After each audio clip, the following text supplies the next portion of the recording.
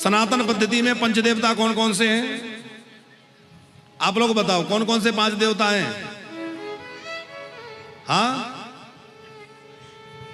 अब याद कर लेना।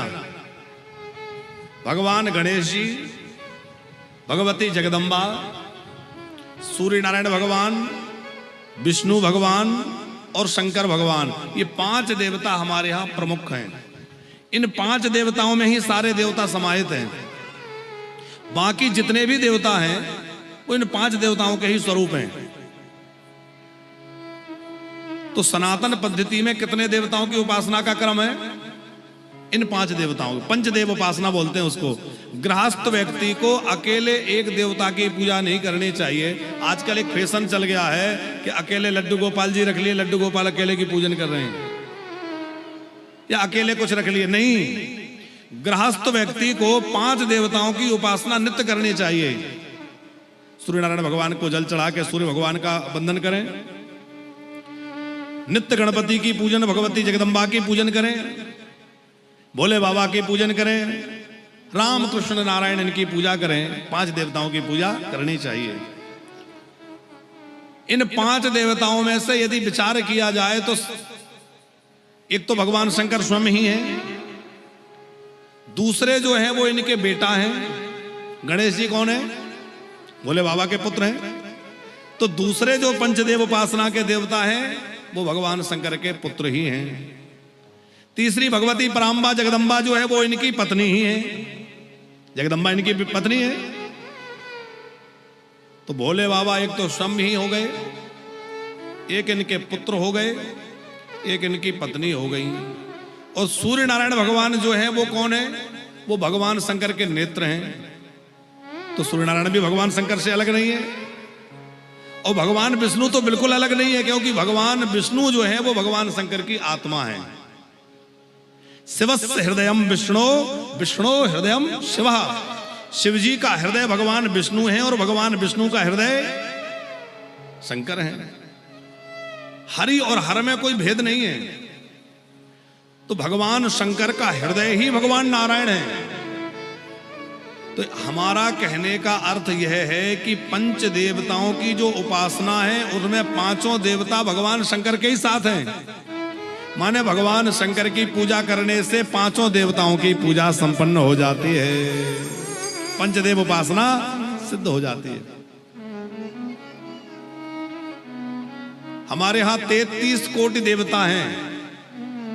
33 कोटि कहे जाते हैं ना। 33 कोटि देवताओं में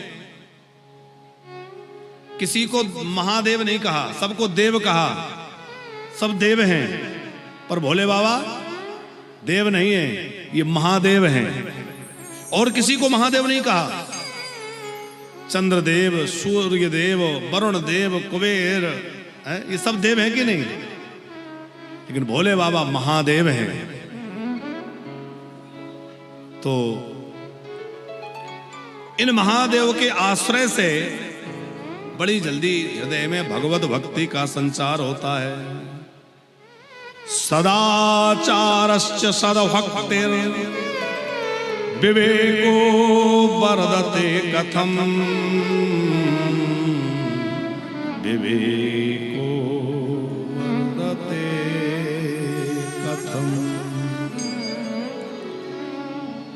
भगवान शंकर की कथा विवेक प्रदान करने वाली है। सौनक जी कह रहे हैं आप ऐसी कथा सुनाइए जो विवेक उत्पन्न करने वाली हो, क्योंकि भगवान की कथा के बिना विवेक नहीं हो सकता। क्या है? बिनु सत्संग विवेक न होए, बिनु सत्संग विवेक न होए, बिनु सत्संग विवेक न होए, बिनु सत्संग विवेक न होए। राम कृपा बिनु सुलभ न सोए,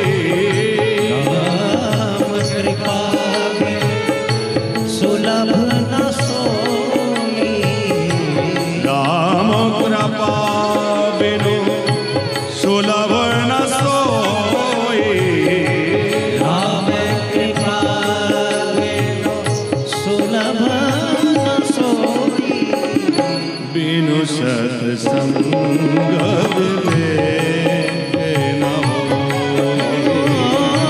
बिनु सत्संग विवेक न होई।